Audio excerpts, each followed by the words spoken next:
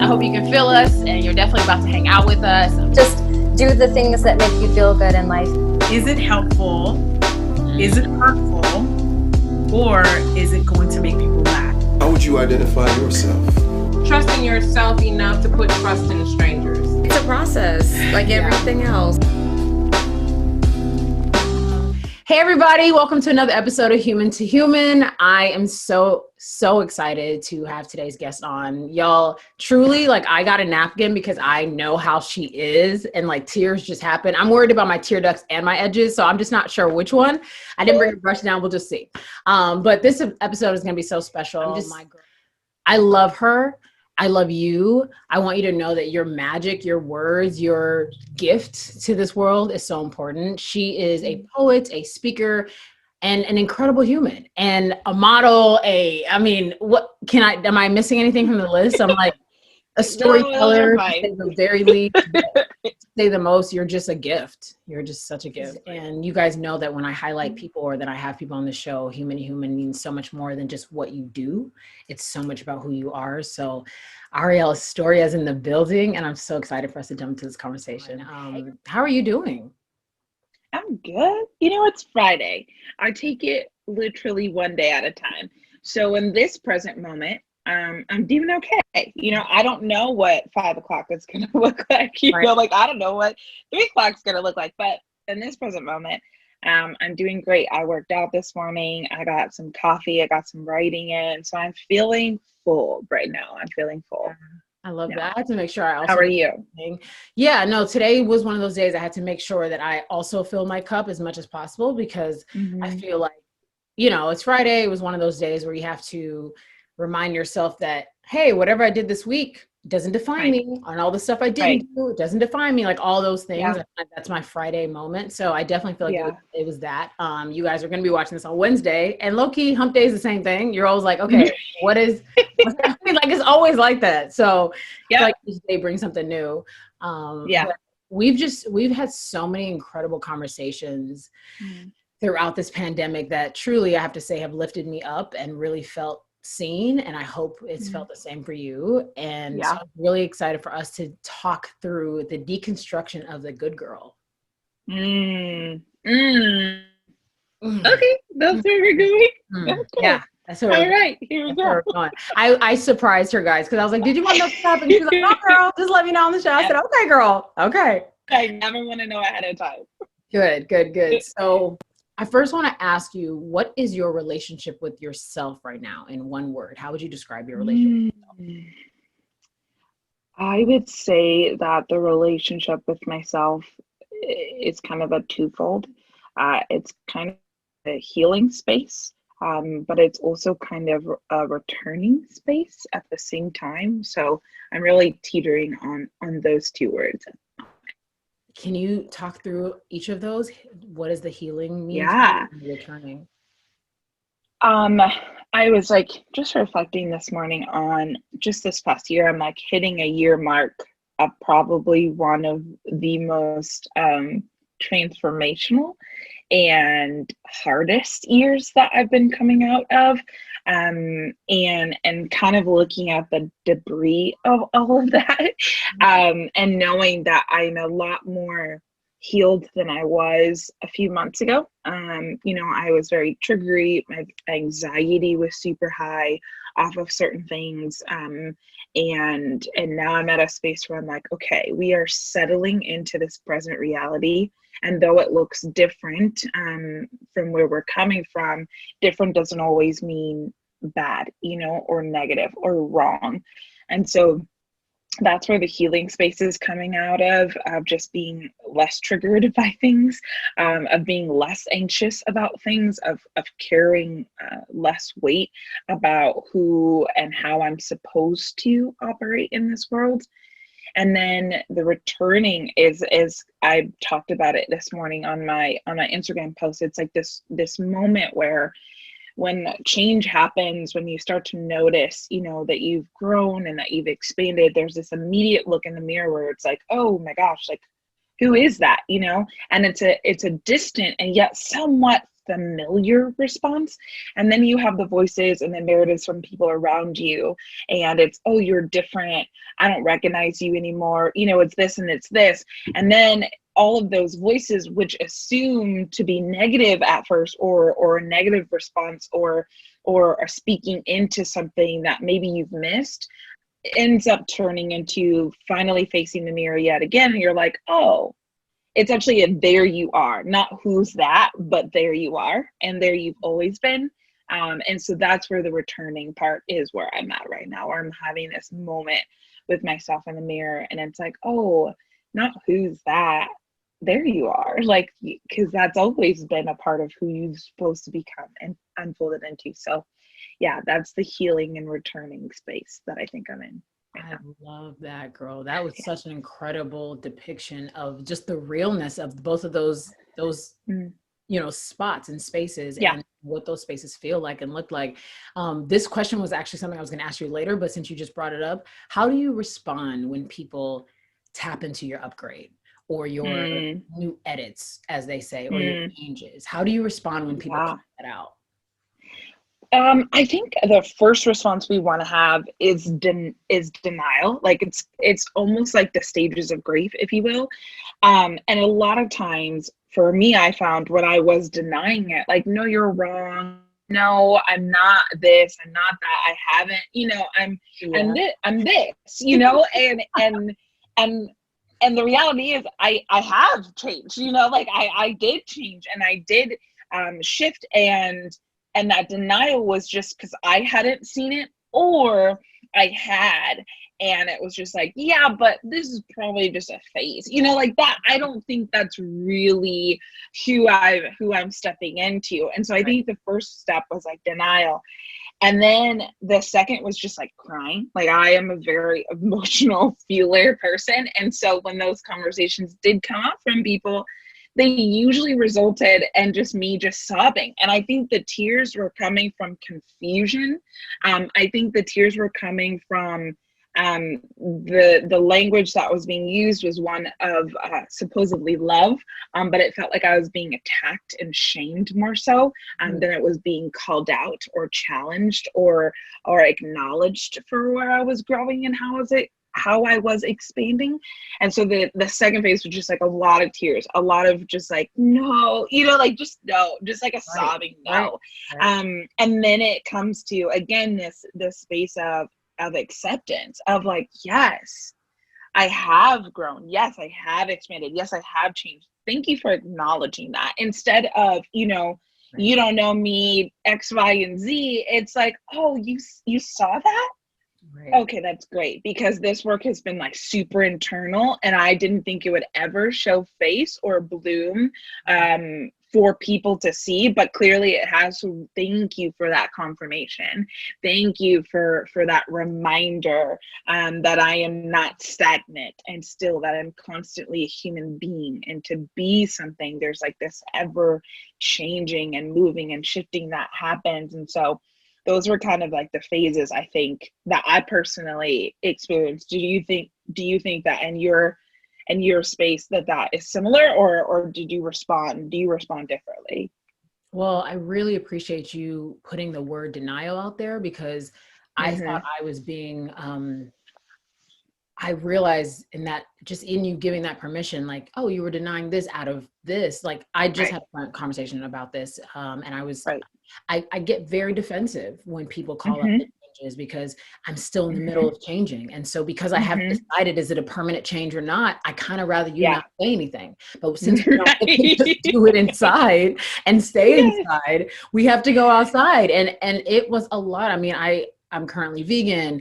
You know, I mean, literally my entire eating habits changed. The restaurants I was going to change. I'm like, my friends know I'm all about like that type of communal, you know, engagement. So just the way I did it changed, which changes a lot. I look different. What I care about is different. What I talk about is different. How I talk is different. And that was a lot of changing at once, a lot of upgrading. And you're like, okay, my operating system is feeling out like outside of myself almost. And then while it's happening, other people are pointing it out. Like, I mean, my defense level was not cute. I was like, why am I upset that you notice that? Why would I be upset Yeah. with that? That's crazy. Well, but- I think the upsetting comes from they're presenting it to us. It's Mhm. not presented as, I noticed this.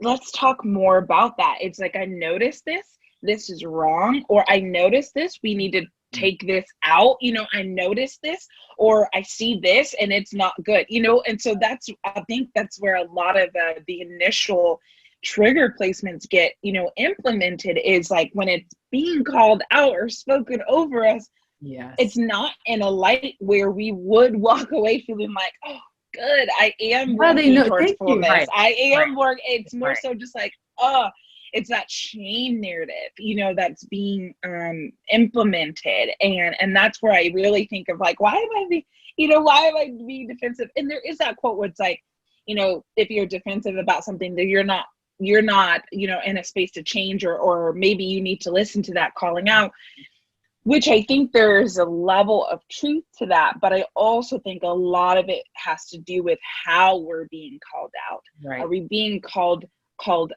into, right? I don't think it's about it being called out of, but called into something. Are you being called into love? Are you being called into fullness? Are you being challenged, you know, out of smallness? And so I really think it's about the presentation of how these conversations start in the first place, and less about a lot about how we respond to it. But I mean, again, that cause and effect, it starts with the cause, you know. So if the cause is shame-filled and anxiety-driven, then obviously our response will be something similar until we step back. Yeah.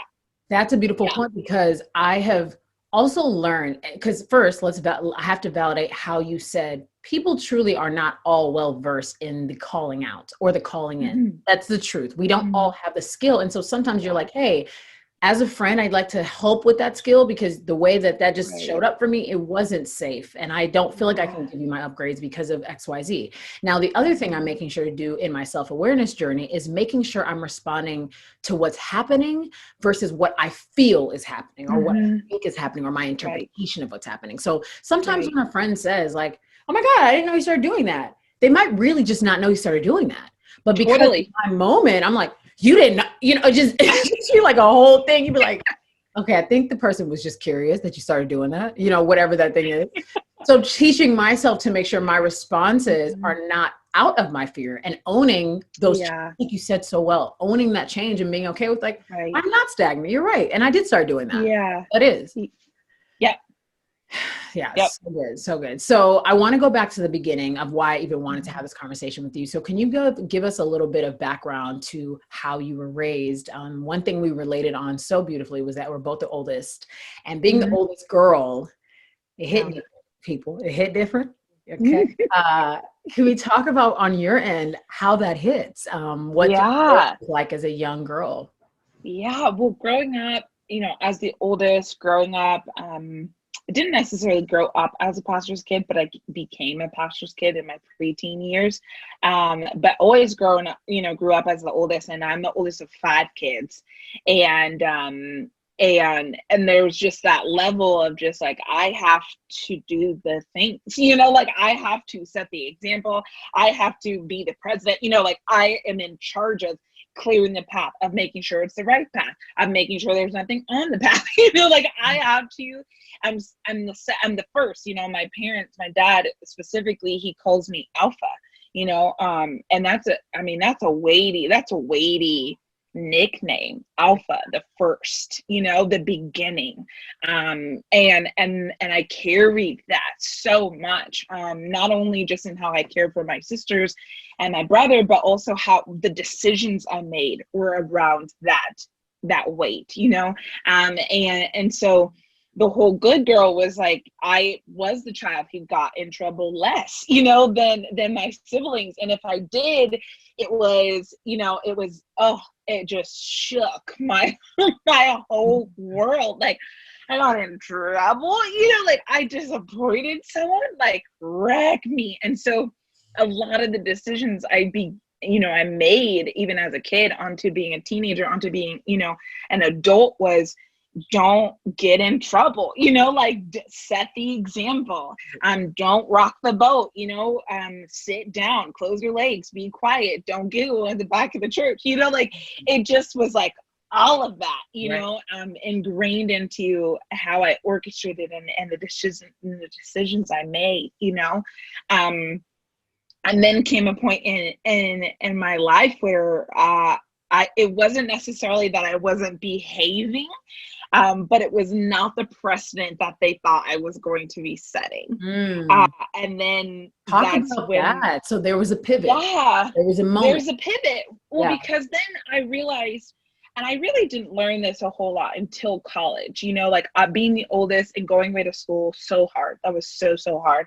And I went home a lot because like I didn't want to miss things. I still wanted to be a part of my siblings' life. I still wanted to be the oldest sister, and so even going to college, that was a big thing to like go to college away. But again, it was still one that my parents, accepted. It was a Christian university, it had all the other check marks that it was like still a pleasing and acceptable decision to make, and then I went on, in college and I did, extracurriculars and I did things, but for the most part, I never skirted in a territory where people would look at what I was doing or the decisions I was making and not applauding from it, or not patting me on the head, if you will, good girl, or that's pleasing or that's acceptable. And then I think the first time that really happened was my first book I wrote with a friend who was just very unpredictable, and he taught me a lot about just questions and faith and exploration and not having to be perfect.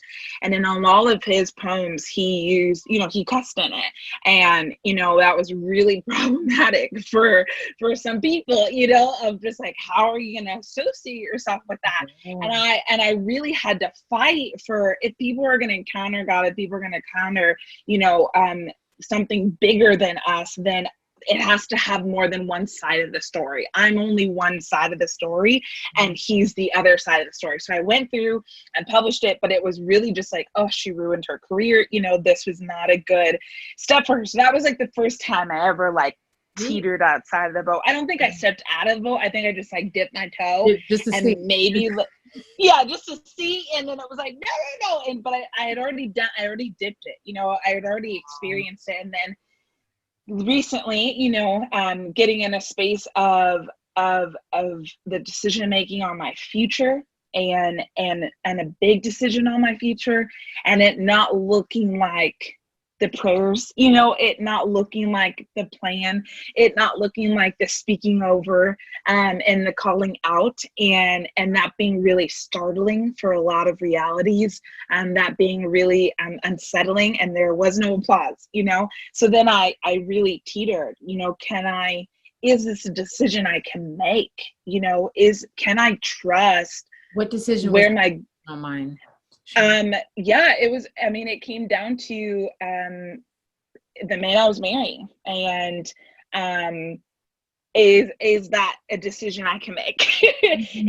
is me choosing who I love, even though there may not be an applause a part of it, is that okay? Can I make this selfish decision to choose myself and choose where I felt and where I knew deeper than what I felt, what I knew and what I had discerned and what I'd been reaching towards? Can I say yes to that? And that shook everything, like my whole life, almost 30 years have been built on my friend Britt in her book. She says, is our life and the decisions we're making, is it based off of who we want to be and how we want to become, or is it based off of the people we don't want to disappoint? Ooh. And I had to come to the point where it was off of the latter, I don't want to upset people. I want people to like me. I want to be seen, as the example. I want to be seen as not just the good girl, but like the example for things, especially as the oldest. You're like, you're already kind of the example. And so you kind of just already fall into that role. But it was more so like, do I even want to be the example, you know? And I really had to start asking myself all these questions. And so that's where the foundation, you know, and the decision making of the good girl mindset, which is essentially just a conditioning of smallness, and breaking out of that and asking myself, can I make decisions that maybe have nothing to do with anyone else except for myself and where I feel I'm called to go next? And it's terrifying, you know, like no one tells you, everyone's like, chase your dreams, you know, like say yes. And I think other people are fine with that, you know, but I had a whole internal crisis about it, you know, for months. And ultimately it was like, this is my decision to make.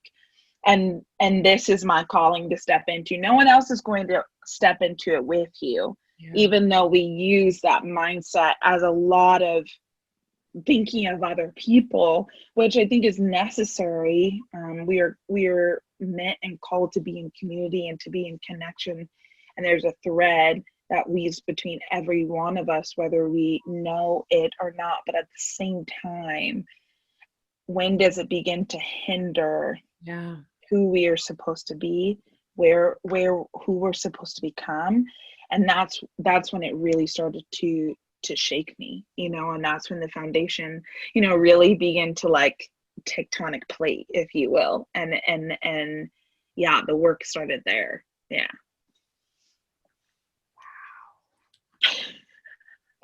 Y'all, I'm fighting back tears. Like she knows this part of the journey is so tough. First of all, thank you so much for sharing. That is like the epitome. I feel like, you know, when you said that some people might be okay with it, I genuinely feel like everybody, whether we talk about it or not, that's the truth. We don't feel comfortable to talk about it. We're like, am I the only one who's going through this? What's going on? So I always share that. But I love, oh my gosh, you just shared so much. So I'd love to first ask you, what do you feel like the thread, the common denominator was of all those moments that you were getting applaud?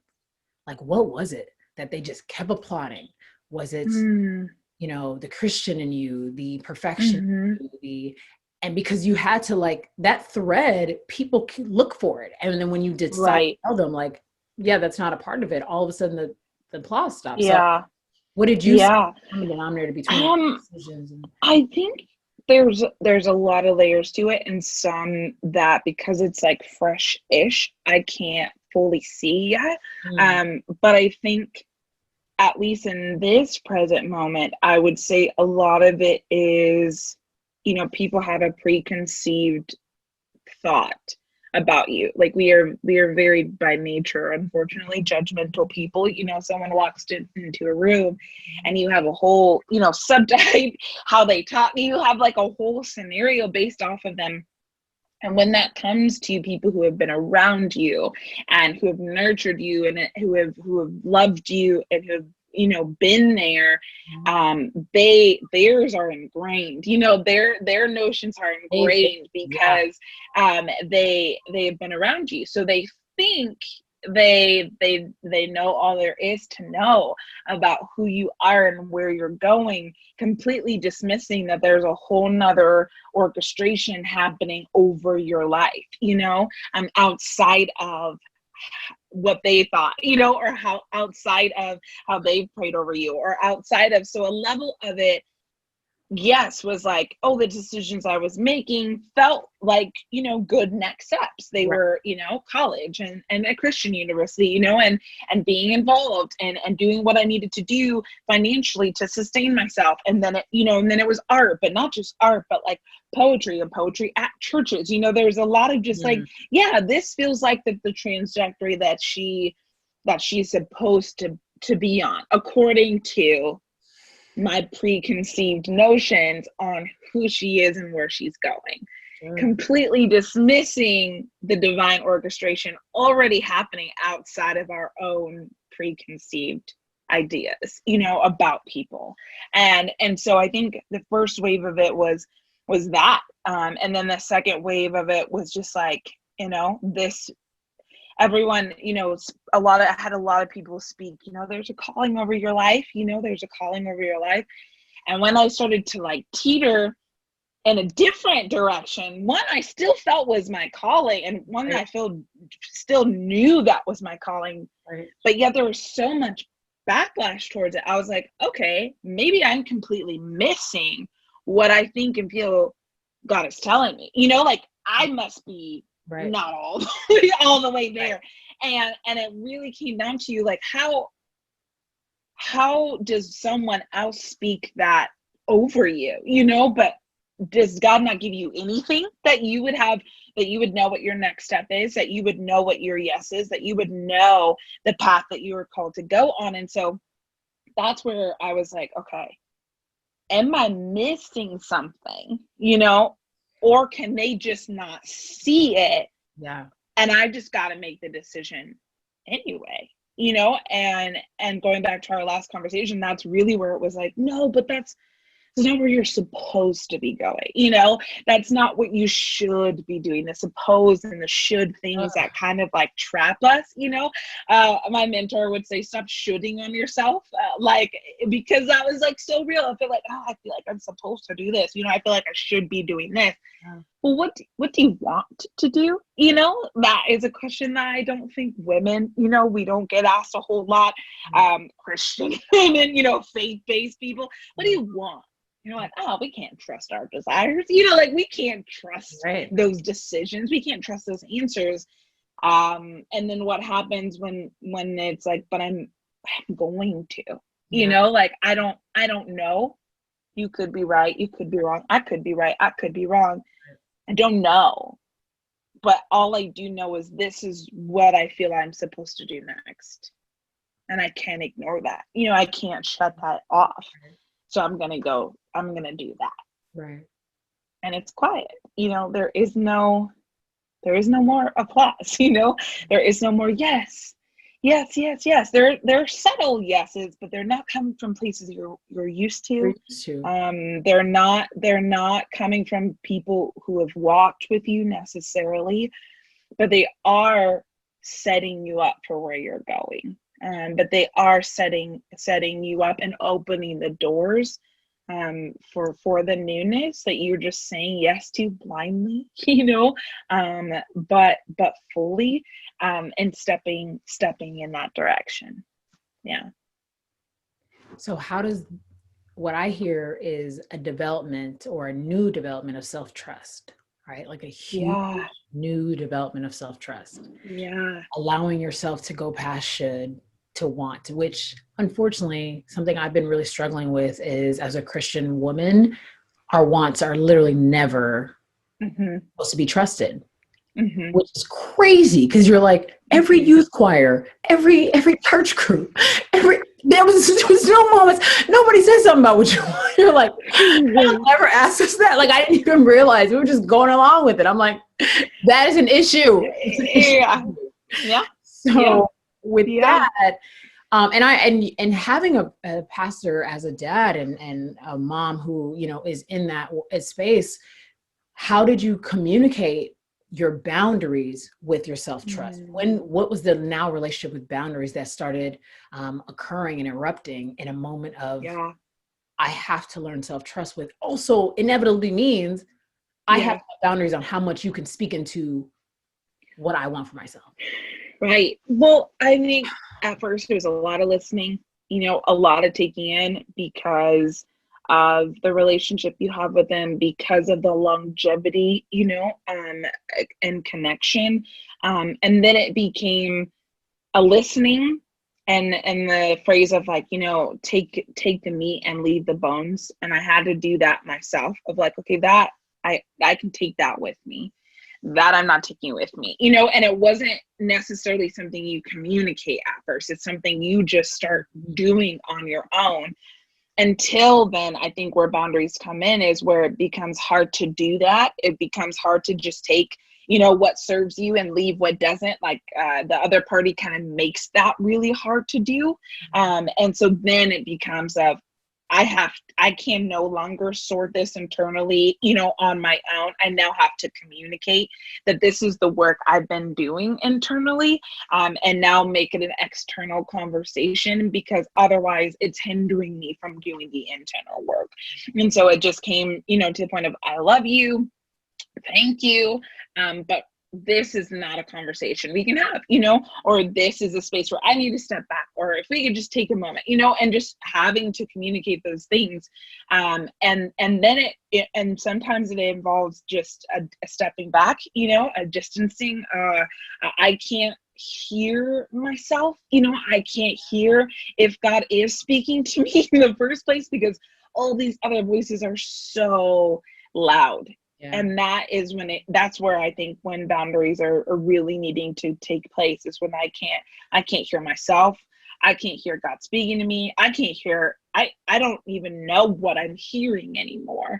And so then, having that conversation of like, I'm stepping back for a moment, I need a second. I just need a second, and I just think of how often, in the Bible even references Jesus going away by himself under a tree, by the stream, like leaving and taking himself out of this situation. And we often don't want to do that, we often are afraid to initiate that, but like how vital that act of stepping out is, and stepping back is, because it just gets too loud. And if it gets too loud, then we will listen to anything. We will bend for everything. And that's where I think boundaries are super important. And so it took a lot of stepping back, and still kind of stepping back and learning how to then bridge, that gap of, okay, now this is where we're at, this is where you're at. Mm-hmm. And what does that look like? Do our puzzle pieces fall in this place? And if so, how, and communicating that. A lot of communication, a lot of awkward, probably awkward conversations, a lot of uncomfortable moments and tension and not knowing for a little bit. But then, finding that pace and that rhythm differently, because it's definitely one of these, you have to remember, it's not going to look like how it looked like. So you got to like shake that first and foremost. You got to grieve that first and foremost. And then look at the pieces you do have and assess, now how does this fall together? And what does that relationship look like? Yeah. Can we please validate the grieving process? Because you just mentioned that. And, none of us know or knew what it was like. I think that was something I just texted you last week, because I was just like, how come no one told us this is hard? This part is so difficult. Like the part where you have to say, hey, mom and dad, not really on that opinion, and that's okay. And then they're looking at you crazy. Literally, my parents would be like, what's going on? And I'd be like, nothing but growth. It sucks. Yeah. And then you have to stick to your guns, sucks again. Yeah. And then you have to still go back into yourself. Yeah. Figure out what serves you, what doesn't, and then walk back outside. And I'm like, yeah, hey, what's with all the inside out? It's just a lot. So that to me, that grieving process of the good girl mentality, the good girl syndrome, stories we held on that served us for whatever time it did, or maybe didn't even serve us, maybe crippled us for so much longer than we thought. But and I'd love to even hear about that for you, and where the syndrome started feeling crippling and moments like that. So I want to talk about that as well. But can you give us some insight into the grieving process and kind of help us walk through that together? Because it's not easy. And I want people to know, like, it is normal. You are in the right space. Yeah. It's okay that it's happening. Yeah. That grieving is gut wrenching. The 5 stages are we talked about first the denial of it, like, no, this is not happening, like this is not taking place, and knowing that it is, but you don't want it because it means things are changing. And as much as we think we love to say and talk about change, we probably actually hate it, like more than anything else. And so realizing that the grieving of things are changing, I'm changing, the denial about that. And then getting angry about it. Like, I didn't ask for this, you know, I didn't ask for things to change. I didn't ask for me to change. You know, I didn't ask for these harder conversations, these weird decisions. I didn't ask for all this. And then you're angry, you know, and then you start bargaining. Well, maybe I can still be a little bit of this, you know, maybe this is still me, you know, like maybe, you know, maybe this relationship can still stay, you know, how it stayed, all the while you're like shifting and changing. So the dynamics of the relationship are going to shift and change anyway, because the people involved in it are shifting and changing, you know?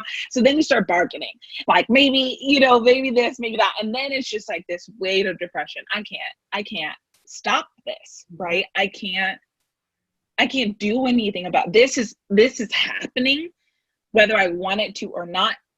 And I would even say it could have already been happening. And you were doing a whole nother level of denial, of bargaining, you know, layering underneath that as you pretend that none of this was happening. And so then, you know, then the depression and the weight of everything shifting, you know, the grieving of how there were parts of that relationship, that life, that person that I did love, that I did admire, you know, that I did desire, that I did want, that I will miss, you know? And then it's getting to this, I think there really is a space between the depression and the acceptance. I don't know what word I would, maybe a limbo, you know, I think there's a limbo in there. I think there's an exhale in there where you're just kind of sitting with all of the denial, all of the aggression, all of the bargaining. All of it. You're just like sitting there. And you're holding all of it. And you're kind of asking yourself, is this worth letting go of? Is this worth releasing? Is where I'm going and who I'm becoming and who will meet me there, is that worth all of this? And then you reach acceptance, and then you reach yes, you know, and then you open the door, and then you open the blind, you know, that then the acceptance comes. But I really do think there's a space in between that maybe has no language. And then you step into that acceptance, you know, and then there's another wave of grief that probably will happen all over again, because that is just the ebb and flow of life itself. But yeah, I think those are the stages that we find ourselves in for various things, you know, entering into a pandemic, the different shifts and changes that go, you know, and happen with us, our world, and the weight of racial injustice that just happens in waves, and we go through the grief process 2-3 times in a day, you know. There's so much that we're carrying. And then it gets to the point where we can't hold all of it anymore. And I think that's where the release of all the 5 stages of grief and stepping into acceptance really happens, is when we realize, like, I'm gonna put this down now, because the heaviness doesn't serve me, because the weight of it is constricting from stepping forward, you know. And that's where life is, it's forward. And so I don't remember the initial question, so I don't know how to wrap up my thought, but yeah. You answered it beautifully. I asked you to kind of walk us through the grief process, mm-hmm. and just validate it, and, you know, shed some light on it. And wow, I'm a little lost for words, because that moment is truly, it's so difficult, guys. And we really, because it's not always shared, we really do feel alone in it. We really do feel like it's only me. I don't exactly know what the male version of it is, because I do believe there is one. But as a woman, as 2 women sharing our stories, it can feel like you really start feeling like a totally different person. And it feels very scary. And I also wanted to ask, how did the good girl syndrome allow you to see other women? And what was that like? Because something I am confronting and getting upset with is being groomed as a good girl teaches you to see other girls as bad girls. And you're like, Yeah. it's so trifling. How are they? Because they like know what they want. Like, you know what I'm saying? That used to bug me because I'm like, you would hear, I would specifically say in church environments and school environments, teachers and things like, they'd be like, oh, she's so difficult. She's so this, she's so that. And you are internalizing because the applause has been coming your way. Internalizing, well, I guess that's how I shouldn't be. Which really hinders you becoming whatever you're becoming. And so I just wondered, was there any part of that you had to confront within your own journey? Yeah, well, I think what it elicits is this hierarchy, like all this time I have been functioning as the better than, as the more than. Yeah. And then there's this humbling that happens when you deconstruct the good girl. There's this humbling that happens where you're just like, we are all trying to figure this out, and how we do it is just as versatile and eclectic as we are as human beings ourselves, and it's very ostracizing. I think a lot of the work and the conditioning that it has gone into creating smallness within women, and also causing us to separate ourselves from each other, because there's this like certain electricity, there's this certain type of like energy, there's a certain type of presence that got us put specifically in a woman.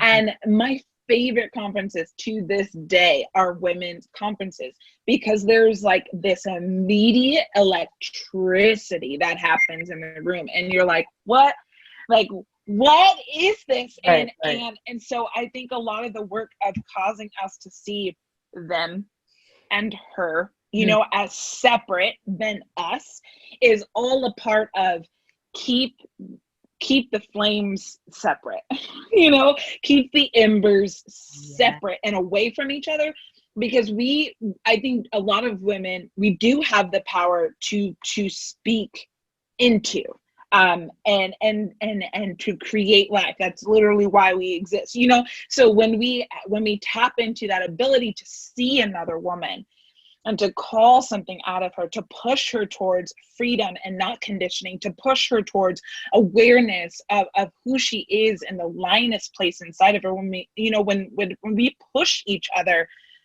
towards the roar, if you will, that is disorienting. It is disorienting to systems. It is disorienting to conditioning. Is disorienting to the boxes where it's like, no, this is where you exist. This is where you say, if any type of awareness of outside of that, we don't know what to do with that. We as an outside party don't know how to handle you. Then you become difficult.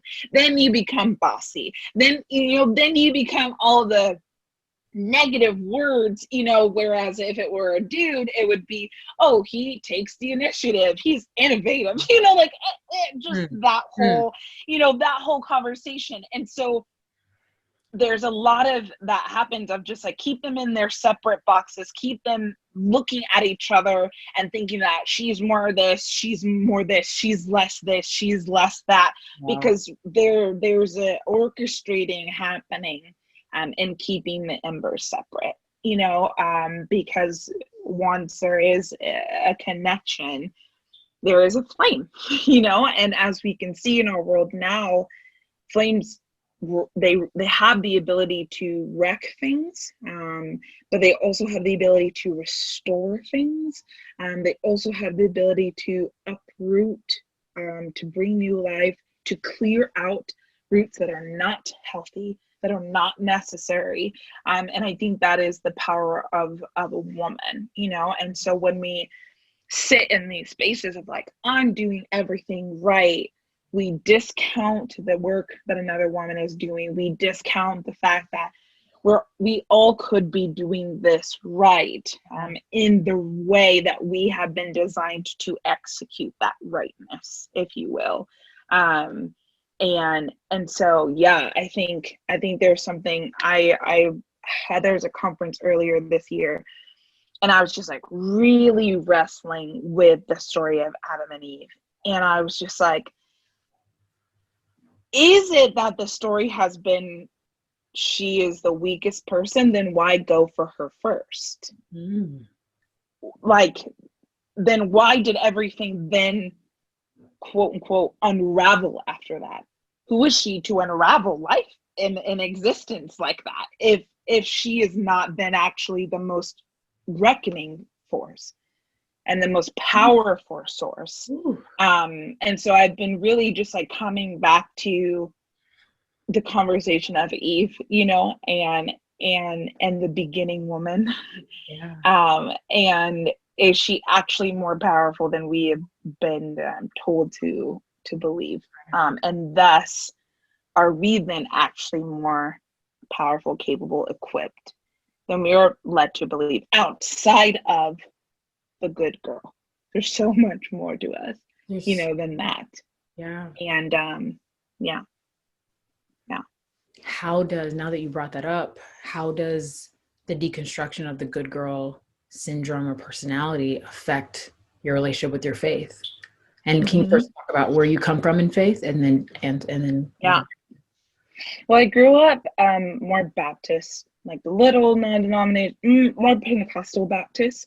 And then as I got older, so like I said, my dad became a pastor around my preteen years, and we ended up settling at like a really old school traditional, you know, Baptist church. And I watched a lot of things in leadership where I was like, I don't know, you know, like, I don't know about that. Like watching, you know, a 12-year-old be able to preach from the pulpit, and then a week later my mom had to preach from the floor, you know, because she's a woman, you know, so she can't, of course she can't preach at the pulpit, you know, little things like that where I'm like, is that, you know, is that so? And so in deconstructing the conversation of the good girl, I think it's less about like, it's been about breaking down a lot of the narratives, you know, like I said, Adam and Eve, and like, did she wreck everything? You know, like, is that was what we were told, you know, but like,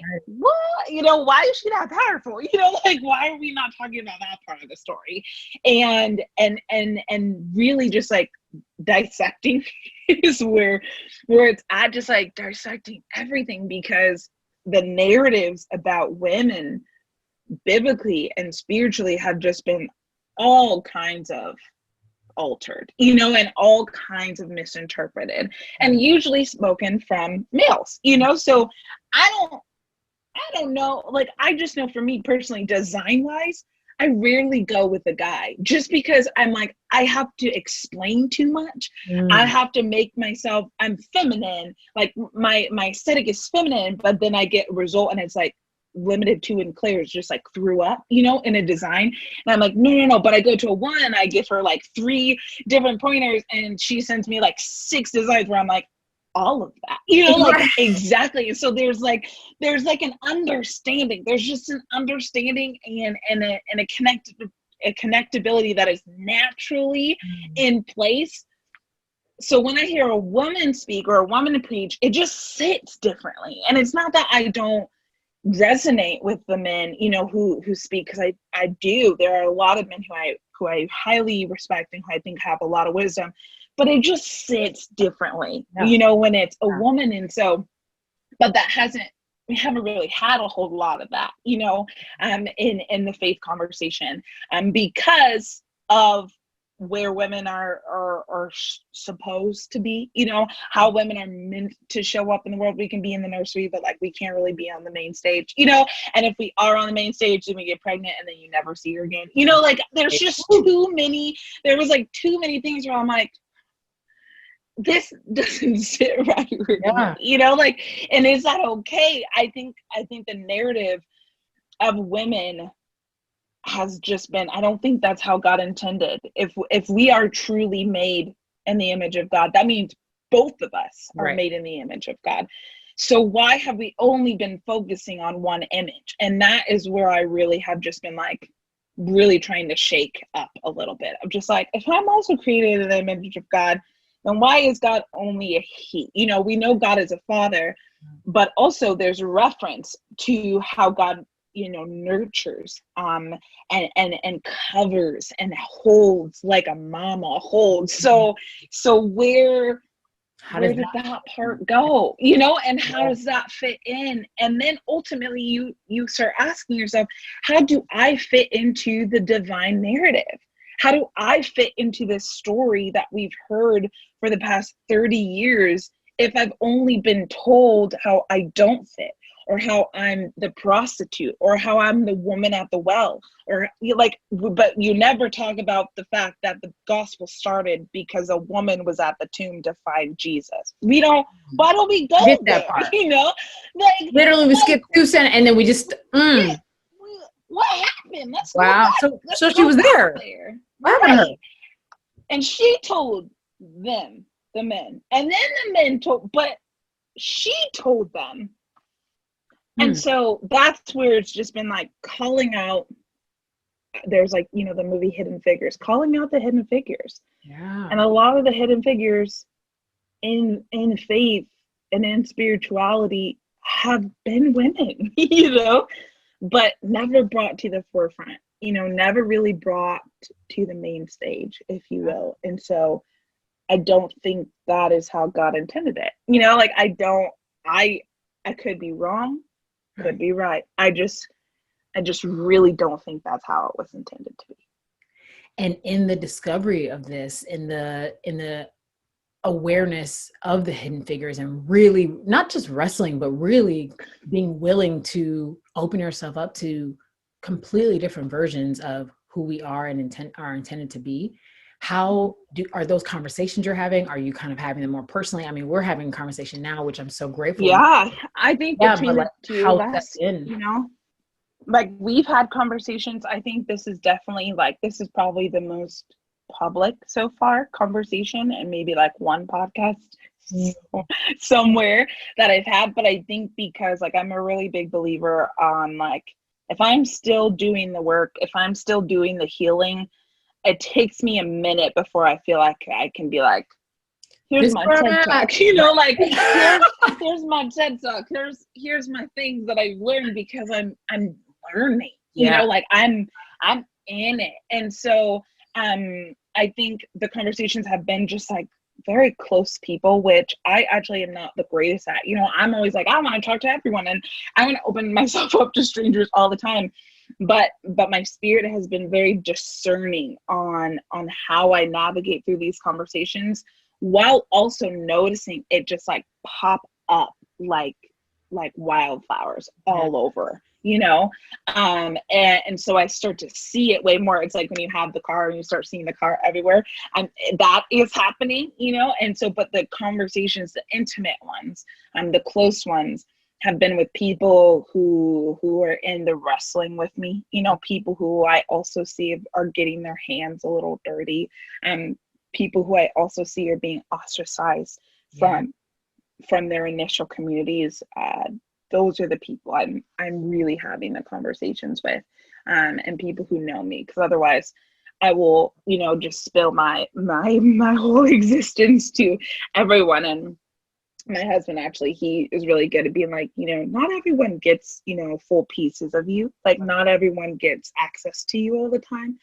And I was just why? You know, as a pastor's kid in ministry, you're what do you need? I pick up all the time. I'm here all the time. And so really having to protect a space, you know, from that, as to not burn out, as to not have, you know, nothing left to give, you know, as to protect a certain part of you that is intimate and vulnerable and sacred and is not for everyone. And so I think definitely just between our conversations and a few others, you know, in our circle, and a few other friends here and there, it's been a very, probably the most, not limited in a sense of restricted, but more so just small. It's a very find the whole tribe thing, which I think we should really stop using that phrase for a lot of different reasons. But your circle. Oh, well, just like cultural appropriation, that we just so naturally have ingrained in our way of talking. And I had it in a poem actually the other day, and it felt gross, to put that. I'm like, I don't know the actual heartbeat of a tribe, like there are levels of Native American in my family, but I don't have that direct sense of awareness and connectability. So I've been really intentional about like, ooh, like that whole, everybody, that was like such a cute little graphic, find your tribe or like find your, and I'm like, that's not a word to use, like that, that's not my word to use. So yeah, that and kimono, like there's just like a lot of different words that this is,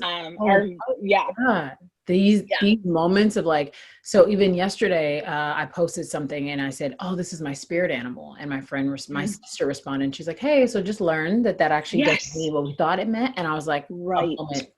Thank you for taking it out. Absolutely. It's and just that to me is a big part of that reckoning, because it's not, oh, we're being better. We're being so much more sensible. We're being so much more aware. We're being so much more loving, truly, and having the thoughtfulness to say like, oh, that isn't something that is mine, and I'm taking it from you genuinely. That is what I'm doing, regardless of I'm not taking it as, oh, I'm a bad person, or you see, no, I'm identifying that this is something that's yours, and I want to celebrate that with you and not take it from you. And so that is really cool that you mentioned. That's really cool. I just want to thank you so much for sharing that part, because I know that we have had so many personal conversations through this, and it is really special to know you're not in this alone. And I just want you to know you've been a big part of, really, I mean, I send you a voice, I'll be like, girl. Well, because there's so much solidarity and realizing, one, you're not the only one. Two, like I say this, this whole conversation, I'm putting into a book in a sense. And then the last phrase is like, you're not crazy.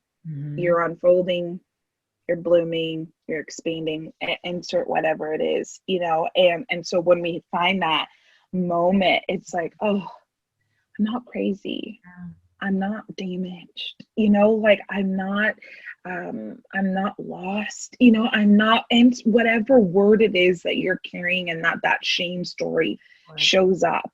You're not crazy. You're not this, you're not that. You are unfolding, you are expanding. And here are people who are also recognizing it at the same time as you. And there's just such a solidarity. And literally every conversation I know we personally have, I'm always like, okay. Same. I'm good. I'm okay. Yeah. Especially during this time, I'm like, oh my gosh, the fact that we met a year ago, and this is kind of, we met a year ago. So to meet in this space and to really see each other, and it just means so much, girl. Like I'm definitely fighting back tears, people, because I appreciate this so much. I want to ask you 2 more questions before we wrap. One of them, both of them actually, I can't wait to kind of hear where you take us, but how has also breaking down the good girl syndrome affected your relationship with your body? That's something that, well, I mean, you kind of pointed at it earlier when you talked about trusting ourselves. Can we trust ourselves? Deeper than that, we really couldn't have trusted our bodies. Like that was the pinnacle of what we've been told sin is, was the female body. So how in the world could you trust something like that? And so like I mentioned earlier, the healing and the returning, there's been this really gentle, like, I got to heal the narratives and the speaking overs that has happened to this body and to this home and to this skin, that is holy, that is divine, that is sacred, and has been told is everything else but that. And then the returning, back to, okay, this is it. This is the skin I'm in. This is the divine I get to live in. This is how I get to orchestrate and operate in the world. and all my essence, that she's part of it, you know? And so it's been a really like exhaling conversation, you know, of just like, oh my gosh, I'm so sorry. You know, like, one, I'm so sorry. I'm so sorry. And two, a lot of listening. You know, I never really thought about listening to my body before, you know, the last couple of years, and it changes how I show up in the day. It changes the decisions I make, the food I eat, you know, while listening to my body. And I, whenever people are like, oh, what's your morning routine, or I'm like, really? She orchestrates that, you know, like, if we wake up and she's like, we going back to sleep, you know, if we wake up and it's like, okay, we're working out, and I listen to that, you know. And so it's been a very healing, it's been a very returning conversation, because I think there's been a lot of separating, you know, the operating out of the good girl syndrome. There's a differentiation, you know, that we are soul and yes people, and then we are a body over here. And it's been a lot of mending. I'm just like, no, this is all of me. This is all of me. This is included in the fullness of who I am, and really coming back to that, which you operate differently when you do that. You really do. Yeah. I love that. I love the listening, because even, you know, truly we've medicated the parts of ourselves that we didn't understand. We're like, okay, well, I guess if I don't feel good, I'll just do Tylenol and still go. It's like, no, you don't feel good, you should stay, you know, or, oh, my body says to do this, but I'll do this because no, like, you're allowed to trust it, because you're always like, why you know, truly, I love the apology. I haven't really even said I'm sorry, because I've been my mind was telling me like, you're tripping, or stop being so, you know, stop worrying so much. Okay, just because your leg hurts, it's because you did this, versus your body saying, hey, we can heal together, mind, body, soul, spirit. We can do that together. This is all together. So I just think that's really cool. Thank you for mentioning that. Really talking through that, because that question came from what I believe is a big part of the syndrome of being a good girl, is just as you said so beautifully, they're separate. And the evangelical world, there's so many versions, because I don't think it's just a church thing. I think it's also like it's a society thing, but we groom women to be holy, and then we groom men to just be here. And I'm like, hey, what's up with that? What's up with the different grooming? Stop it. Right. Like, you know? I'm pretty sure we all had temples, and I'm pretty sure you know, we're all supposed to be set apart. So how did only mine get set apart? How come I'm over here and you killing it? I don't like it. I don't like it anymore. So that's a really cool thing. Before we wrap, and guys, like, please, like, dive into Arielle's work. She is amazing. She is, this is nothing, guys. We got some beautiful ways to touch base with her and to kind of talk through this together, but she is really, I have already told you this, a leader in the healing generation. And I'm so excited to partner with you in that and just be beside you, because it means so much. But before we wrap, what is the last thing you forgave yourself for the first time? Oh, that's a good one. The last thing I forgave myself for, I think, has to do with a lot of what, you know, we were talking about. I had to forgive myself for disappointing people. I had to forgive myself for unintentionally causing people what I didn't know was going to be pain for them, me choosing myself, me saying yes to where I felt God was leading. That's a different kind of weight, you know. It's disappointment is a different kind of punishment, and I had to forgive myself, you know, for doing that, unintentional or not. I just that lifting needed to happen, and I think it might still be happening. But I think that was the most recent thing I could think of just like, you have to forgive yourself for this.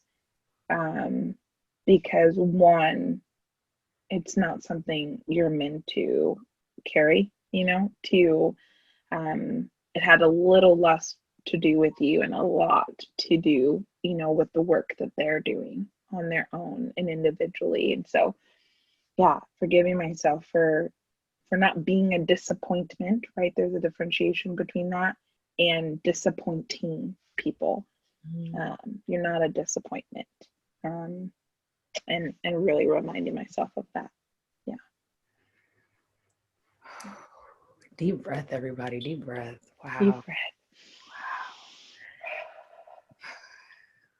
That was awesome, girl. My gosh, that's so real. That's so real. Like, you really, unfortunately, we have paired those together. You know, we hear disappointment versus disappointing, and that differentiator alone, I have prayed that heals and sets people free. I pray that's what I'm in this moment. So that's good. Really, is there anything else you want to share with us before we let you go?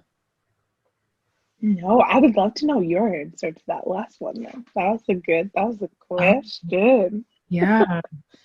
Oh, well, thank you for asking. I think the last thing I forgave myself for was not trusting myself.